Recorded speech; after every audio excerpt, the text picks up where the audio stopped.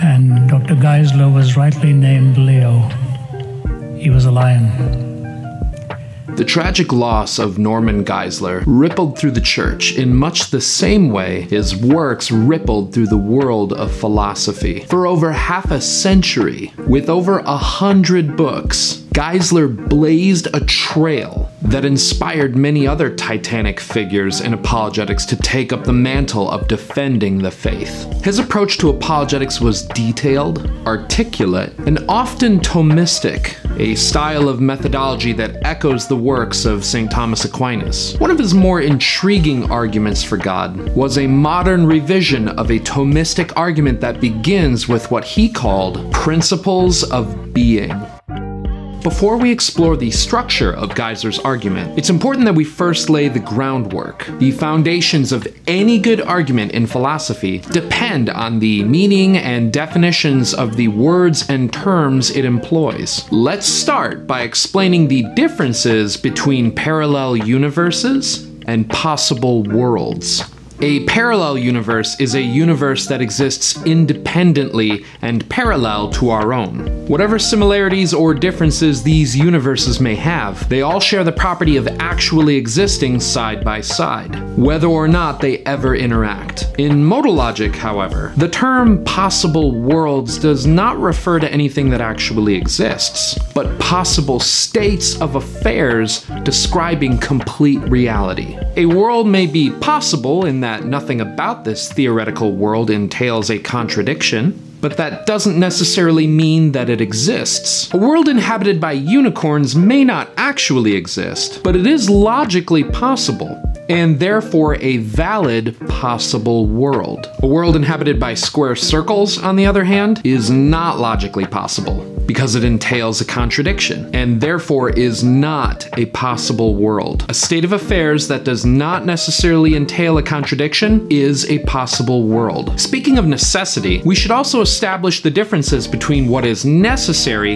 and what is contingent. In metaphysics, the term necessary applies to claims about reality, propositions, which cannot fail to be true, or objects that cannot fail to exist. Another way of seeing this is that if a proposition is necessarily true, then its negation, its logical opposite, is necessarily false. The claim that a bachelor is unmarried is a proposition that is necessarily true in virtue of bachelor's own definition, and its negation, that a bachelor is married, is necessarily false for the same reason. If an object exists necessarily, then its non-existence is impossible. It cannot fail to exist. A necessary object is an object that exists in all possible worlds, and its existence is not dependent on anything outside of itself. As for examples of necessary objects, we'll save that for later, as this is the primary focus of Geisler's argument. If a proposition is contingent, on the other hand, it is not necessarily true or necessarily false. A contingent truth is a true proposition that could have been false, and a contingent falsehood is a false proposition that could have been true. This is because the truth or falsehood of contingent propositions are dependent on other propositions or facts. For example, the truth of the preposition Texas is over 250,000 square miles is dependent on facts regarding measuring, geography,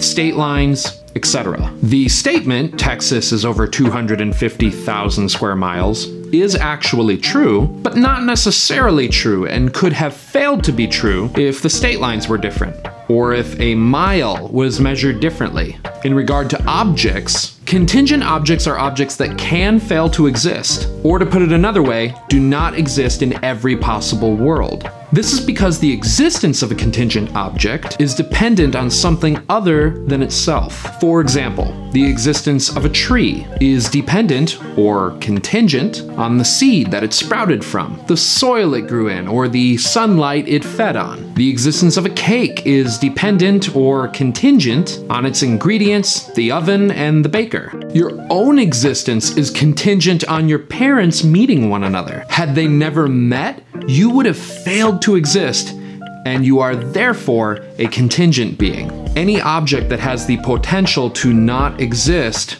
is a contingent object. Besides being necessary or contingent, objects may also possess the properties of actuality and potentiality. The concept of actuality and potentiality generally refers to the possibilities that objects can have. For example, a hot cup of coffee has the potentiality to become cold. When it becomes cold, the potentiality for coldness is actualized. The potentiality itself cannot cause this or do anything. Only what is actual can do anything. Other actual factors contributing to the coffee's cooling may be something like the cool air around it, putting ice cubes in it, or the passage of time in tandem with principles like entropy. Whatever has the ability to change possesses potentiality. Or to put it another way, change can only occur if an object has potentials that can be actualized.